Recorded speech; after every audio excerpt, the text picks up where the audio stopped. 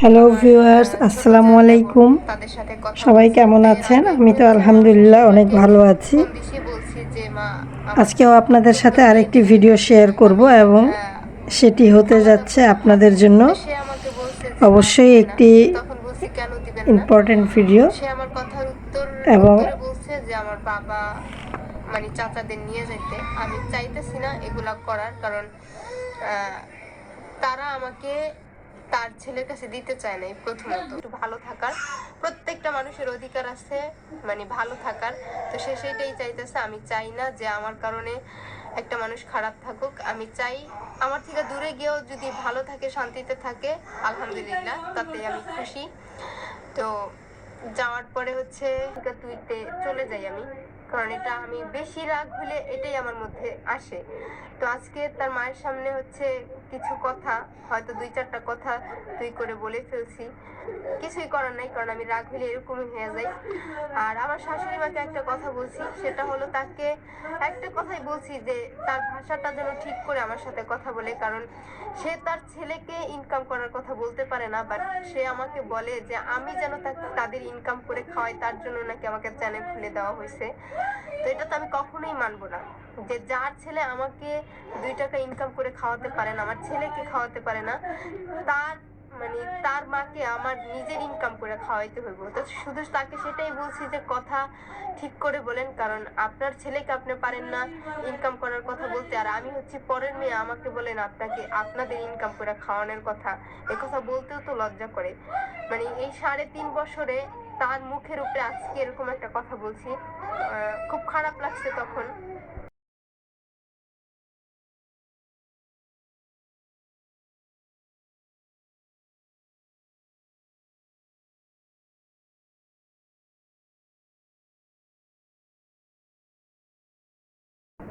তো আজকের ভিডিওর মূল বিষয়টা যেটা ছিল আপনারা তো অবশ্যই শুনতে পেয়েছেন। বুড়ি তিশা, যে তার বড় ভাই বাদাইম্মা শাহিন, সে তার ওয়াইফের সাথে মানে কি আচরণ করেছে এবং কি নোংরা কথা বলেছে, এবং সাথে ছিল তার মা, এবং মাও অনেক নোংরা ভাষায় কথা বলেছে ওই ফোকলা বুড়িটা। তো আমি এখানে আপনাদের সাথে একটা জিনিস যেটা শেয়ার করতে চাচ্ছি, সেটা মূলত এরকম দাঁড়ায় ঘটনাটা, যদি একটু গভীরভাবে আমরা চিন্তা করে দেখি যে তিশা পরিবার বা ভাঙারি পরিবার, এই পরিবারের যে 3টা মেয়ে আছে, যেমন বুড়ি তিশা, তারপরে প্রতিবন্ধী ছাগিনুর এবং মেকআপ ভুতুড়ি মিম, এই 3টা মেয়ের মনে করেন যে অতীতের যেসব কর্মকাণ্ড বা ইতিহাস বা যেসব তাদের লাইফে ঘটে গেছে, সেসব ঘটনা ঘটে যাওয়ার পরিপ্রেক্ষিতে দেখা যায় কি যে তারা যেমন তাদের হাজব্যান্ডকে যেমন চালায় বা তাদের ইনকাম দ্বারা তার হাজব্যান্ডরা চলে, এবং তাদের সংসারের যা কিছু মানে আয় উন্নতি করার তার হাজব্যান্ডরা কিছুই করে না, এবং তারা বোনরা সব কিছুই করে। আচ্ছা, তো এখন কথা হইল যে একটা মেয়েকে এরকম মেন্টাল টর্চার করা কিন্তু মোটেও ঠিক না।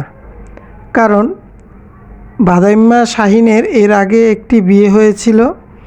এখন স্পষ্ট এটা বুঝতে পারছি, অ্যাটলিস্ট আমি বুঝতে পারছি যে রুহির মা তাকে কেন রেখে চলে গিয়েছে এবং সাথে করে মেয়েটাকে নিয়ে গিয়েছে। কারণ সে তো অ্যাকচুয়ালি মানে একটা আছে না, একটা রিক্সাওয়ালাও যেমন ধরেন সকালে রিক্সা নিয়ে বের হয়ে সারাদিন রিক্সা চালায় বা ইনকাম যেটুকুই করে, বা একটা দিন মজুর যেরকম পরিশ্রম করে অল্প কিছু টাকা হলেও ইনকাম করে নিয়ে এসে বউয়ের হাতে দেয়, বাজার করে নিয়ে আসে, বউকে হেল্প করে, বাচ্চা দেখে, বাচ্চা ধরে। কিন্তু এই যে বাদাইম্মা শাহিন, সে তো রীতিমতো মানে একটা ভাবসাব এমন, সে অনেক কোটি কোটি টাকার মালিক, অনেক বড় ধন কুবেরের ছেলে, তার লাইফে কোনো টাকা পয়সা ইনকাম করার প্রয়োজন নাই, সে বসে বসে খাবে আর বিভিন্ন কালারের গেঞ্জি জামা পরে এই আশেপাশে ঘুরে বেড়াবে এবং রাজনীতি করবে, তাই না? তো এখন কথা হলো, আমি যেটা বলতে চাচ্ছি মূল বিষয়, সেটা তার মার বিষয়ে আমি একটু কিছু বলতে চাচ্ছি। সেটা হলো, যখন ছেলে বা বউ ঝগড়া হয় একটা ফ্যামিলিতে, সেটা মুরব্বিদের কি নিয়ম, সেটা হচ্ছে মুরব্বিদের দুইজনকেই হয়তো বুঝাবে বা থামতে বলবে, ন্যায় অন্যায় যেটাই হোক সেটা বুঝে তাদের পরিবারে হয়তো একটা সমাধান দিয়ে তাদের সব কিছু ঠিক করে দিবে। কিন্তু এই পরিবারে, তিশা পরিবারের যে বিষয়টা হচ্ছে, সেটা হচ্ছে কি, মানে বউদেরকে তার মা যা ইচ্ছা তাই বলবে এবং ছেলেদের কোনো দোষ নাই, মানে বাদাইম্মা শাহিনের কোনো দোষ নাই। সে অলওয়েজ তার বউয়ের সাথে নোংরা ভাষায় কথা বলে এবং নোংরা শব্দ ইউজ করে, যেগুলা তার ওয়াইফ শেয়ার করতে চায়নি, ভিডিওতে সে নিজেই বলেছে। এবং সে ইভেন সে মানে তার বউ যখন সংসারের কাজকর্ম করে, খুবই স্বাভাবিক একটা বিষয়, বাচ্চা যদি কেউ একটু না ধরে সেখানে কি কাজ করা সম্ভব? ডিস্টার্ব তো হবেই। তার মধ্যে সে ইউটিউবিং করে এবং সংসারের সব কাজ করার পরে একটা মানুষের মন মেজাজ তো এমনিতেই একটু মানে গরম থাকে, তাই না?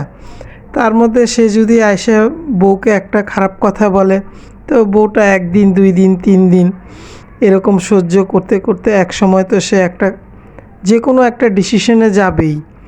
আর যেখানে একটা মেয়ে শিক্ষিত মেয়ে, পড়াশোনা করছে, সে তার মতো তো আর তাদের পরিবারে তো তার মতো কেউ এত দূর শিক্ষাগত যোগ্যতা অর্জন করে নাই, তাই না? তো ওই মেয়েটা খুব স্বাভাবিকভাবেই তার পার্সোনালিটিতে যদি কোনো কিছু আঘাত লাগে, তো সে তো সেই জিনিসটা প্রতিবাদ করবেই। 1 দিন 2 দিন 3 দিন, সে তো নিজের মুখেই বলেছে যে আমি 3.5 বছর সহ্য করেছিলাম। তো এখন তার মা যে বলে যে, ফোকলা বুড়িটা বলে যে চ্যানেল খুলে দেয়া হয়েছে ইনকাম করে তাদেরকে খাওয়ানোর জন্য। মানে ওই মহিলা দেখা যাচ্ছে কি, তার 3টা মেয়ে, বুড়ি তিশা, প্রতিবন্ধী ছাগিনুর এবং হচ্ছে মিমভুতুরি, এই 3টা মেয়ের লাইফের জন্য যা যা অ্যাক্সিডেন্ট হয়েছে, খুব সম্ভবত এই বুড়ির কথাবার্তাই হচ্ছে মূল মানে খারাপের বিষয়। আর এই বুড়ি চায় না যে ছেলের বউরা একটু ভালো থাকুক। আর এমন কি কোথাও আপনারা শুনেছেন যে ইউটিউবিং করবে, যে পরিশ্রম করবে, সে 2টা টাকা ইনকাম করুক, যাই করুক, সে কি আরেকজনের পিছনে খরচ করে? কখনো শুনেছেন এরকম? আর বিশেষ করে সংসারের ক্ষেত্রে একটা সংসার 16 আনা একটা মেয়ের পক্ষে চালানো কি সম্ভব? কয়দিন চালাবে, তাই না? এখানে তো কথাগুলো তো সবই ঠিক আছে। এখন আমরা তো এক পক্ষের কথা শুনছি, কিন্তু এই ভাঙ্গারি পরিবারের এই বাদাইম্মা শাহিনের পক্ষের কথা আমাদের তো শোনার কোনো প্রয়োজন নাই। এখন আপনারা যদি বলেন যে কেন শোনার প্রয়োজন নাই, অবশ্যই শোনা উচিত। এখানে শোনার প্রয়োজন নাই কারণ তাদের পরিবারের প্রত্যেকের ব্যাকগ্রাউন্ড চিন্তা করে, আপনারা ব্যাকগ্রাউন্ড চিন্তা করে সামনের দিকে আগায় আসেন, একজনেরও আপনারা ব্যাকগ্রাউন্ড ভালো পাবেন না। সেই হিসেবে বাদাইম্মা শাহিন যে ভালো হবে না, এতে তো আর কোনো অন্য কোনো মত আর দেওয়ার কোনো প্রয়োজন নাই। সে কীরকম বা কথাবার্তা বলে, কী ভাষা ইউজ করে, এটা তো কিছু কিছু ভিডিওতে আমরা বুঝতে পেরেছি, তাই না? আর তারপরে কি, সেখানে তার যে প্রথম বউটা তার বাচ্চাটাকে নিয়ে গেছে সাথে, সে নিত না হয়তো যদি এই লোকটা ভালো থাকতো। বাদাইম্মা শাহিন যদি ভালো থাকতো তাহলে সে তার মেয়েটাকে নিয়ে যাইতো না। সে এই মেয়েটাকে নিয়ে যাওয়ার কারণই হচ্ছে এই বাদাইম্মা শাহিনের কাছে যদি মেয়েটাকে সে রেখে যায়, এর কাছে তো রেখে গেলে তো এর লাইফ শেষ, বাচ্চাটার লাইফ শেষ। এবং তার মা যে ফোকলা বুড়িও তো সেই রকম মহিলা না। সে তো অ্যাকচুয়ালি প্রত্যেকের ভিডিওতে একটু একটু দেখা গেলেও বোঝা যায় যে সে হয়তো খুব ভালো, ভদ্র বা চুপচাপ, কথা কম বলে, কাজ করতেই থাকে, রান্না করতেই থাকে। তো আসলে কিন্তু যে সাথে থাকে সেই মানুষটাই বলতে পারে যে এই মানুষটা কেমন। তো সেই বড় বউ তো বুঝতেই পারছে যে আমি আমার মেয়েকে এখানে রেখে গেলে, অ্যাকচুয়ালি মূল গার্জিয়ান বলতে তো আমার মেয়ের কেউ থাকলো না এখানে, তাই সে তার মেয়েকে নিয়ে গেছে। ঠিক সেই হিসাবটাই করে দেখেছে শারমিন চিন্তা করেছে আমি যদি ছেলেকে এখানে রেখে যাই, ছেলে তো এখানে মানে মানুষ তো হবেই না, বাপ চাচাদের মতো জঙ্গলি হবে, ফুপুদের মতো হবে, অসভ্য। এখানে সবচেয়ে দুঃখজনক একটা ঘটনা আপনাদের সাথে আমার পার্সোনাল একটা মতামত শেয়ার করি। সেটা হচ্ছে, আপনারা নিশ্চয়ই যারা ফেসবুক চালান বা ইউটিউব দেখেন অবশ্যই জানেন, আমি জানি কিছুদিন আগে একটা মেয়ে লাইভে এসে একটা অ্যাক্সিডেন্ট ঘটিয়েছে। তারপরে আরেকটা মেয়ে বিয়ের আগের দিন অর্থাৎ হলুদের দিন ফার্নিচার বিষয় নিয়ে তাদের মধ্যে একটু সমস্যা সৃষ্টি হওয়াতে সেই মেয়েটাও একটা অ্যাক্সিডেন্ট ঘটিয়েছে। তারপরে রংপুরের আরেকটি মেয়ে প্রবাসী ছিল, তার হাজব্যান্ড, সেই মেয়েটিও একটা অ্যাক্সিডেন্ট ঘটিয়েছে। তো এরকম যদি কোনো একটা অ্যাক্সিডেন্ট মানে ঘটেই যদি যায়, তাহলে এই ভাঙ্গারি পরিবারের তো 14 গোষ্ঠী জেল খাটবে, তাই না? 14 গোষ্ঠী জেল খাটবে এবং জেলের ভাত ওই খাইতে খাইতে ওখানেই মরে যাবে। তো তাদের কলিজার ভিতরে এক ফোঁটা ভয় নাই। আর একটা মানুষ এমনিতেই তো ধরেন যে ওই শারমিন মেয়েটার শারীরিক কন্ডিশন খুব একটা ভালো না, তার মধ্যে বাচ্চা কোলে ছোট, বাচ্চার টেক কেয়ার করতে হয়। আমি কিন্তু পক্ষ নিচ্ছি না, কারণ তার ভিডিও দেখে যা বুঝলাম সেই ভিডিওর অনুযায়ী আমি আপনাদের সাথে শেয়ার করছি। এই যে কয়েকদিন ধরে এদের মধ্যে যে গণ্ডগোল চলছে, এই গণ্ডগোল স্টপ করা দেওয়ার মতো এদের কাছে পরিস্থিতি ছিল। যেমন বাপ মা যদি ঠিকভাবে একটা দ্রুত ডিসিশান নিত, বা 3টা বোন যদি ঠিকভাবে ডিসিশান নিত যে না আমরা বাসায় যাই, দেখি কি ঘটনা, আমরা একটা মিট আপ করার চেষ্টা করি। কিন্তু তাদের ভিতরে কিন্তু এইসব মায়া দয়া বা সংসার ভাঙা ঠিক না, একটা সংসার জোড়া লাগায় দেওয়া উচিত, যাই হয়েছে ওরা যাই করছে আমরা সেটা ঠিকঠাক করে ওদের বুঝায় সুঝে এক করে দিই। এখন কথা হইলো, এই বাদাইম্মা শাহিন তো যে বয়স হয়েছে এখন আর কি কাজ করবে, তাই না? ওর তো কোনো কাজ করার কিছু, অ্যাটলিস্ট বাচ্চাটাই রাখতো।